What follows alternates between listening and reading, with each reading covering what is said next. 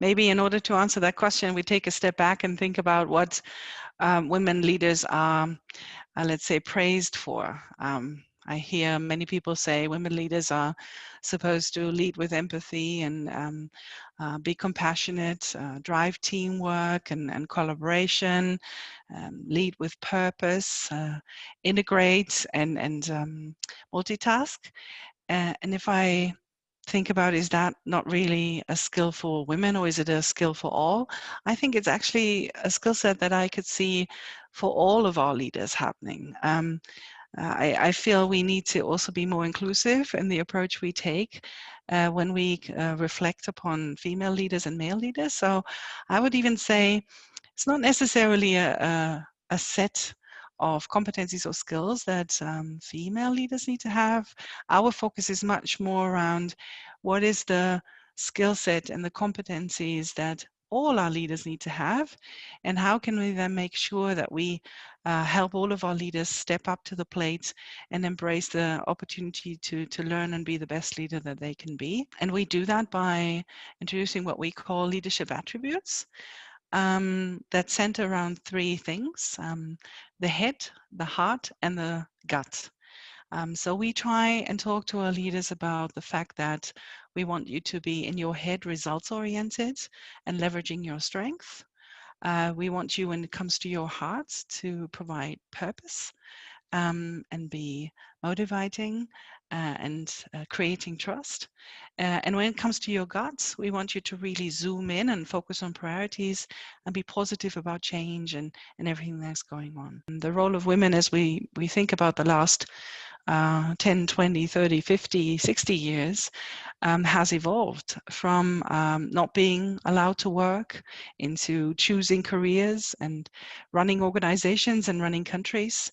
The role of women has still a component of looking after family and looking after, let's say, in the broader sense, the ecosystem that the individuals or the families are in. And so there's an element of, depending on which country we look at, of women being in certain roles at home and certain roles in the business. So they are in tuned to things like, is an environment safe? Do I feel safe? And sometimes they sadly still have to think about also, am I safe for also diversity and inclusion reasons? Women are considering at times the mental health component much more, whereas sometimes I perceive men to be more in tune with the physical health component. And again, I'm generalizing, so it's not a statement for everyone. So fostering the visibility and the development of female leaders has, even already before the pandemic, been a focus point for us as part of our strategy of being an employer of choice and a provider of choice and an investment of choice.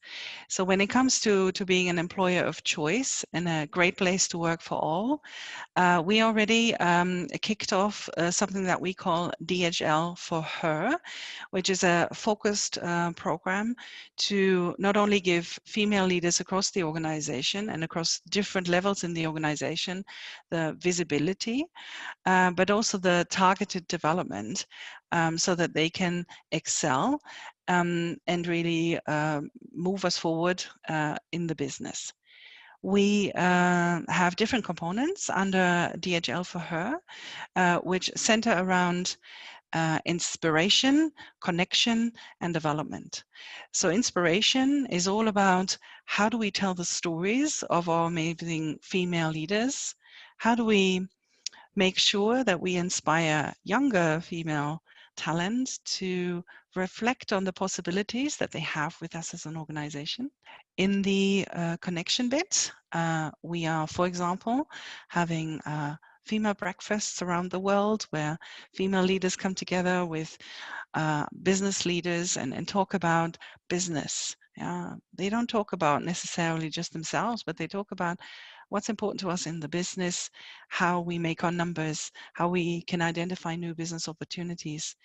And we see those breakfasts, those networks of women coming together as an opportunity also for top-level leaders to get to know these women and get to know their perspective, because many of our clients and customers are also female. So it's good to hear what's important to them and how we can use their ideas and bring them back into our business.